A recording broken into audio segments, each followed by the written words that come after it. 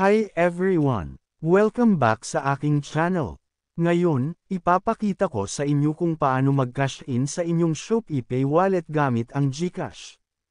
Madali lang ito, kaya simulan na natin. Buksan ang inyong GCash app at mag-login gamit ang inyong mobile number at MPIN. Pagkatapos mag-login, pindutin ang Bank Transfer. Makikita nyo dito ang listahan ng mga bangko. Hanapin at piliin ang ShopeePay. I-enter ang mga kinakailangang detalye tulad ng amount na gusto mong i-cash in at ang account details ng ShopeePay. Siguraduhing tama ang mga impormasyon. Pagkatapos, pindutin ang Send Money. Dito scroll down, pindutin ang maliit na box at pindutin ang Pay.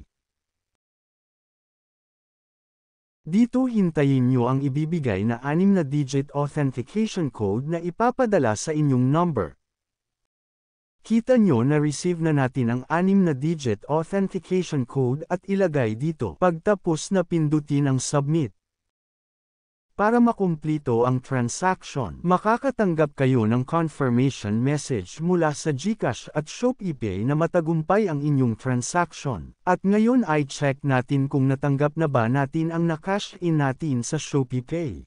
Kita nyo meron akong 172 pesos, i-refresh natin para makita ang na-cash in natin sa GCash at ShopeePay.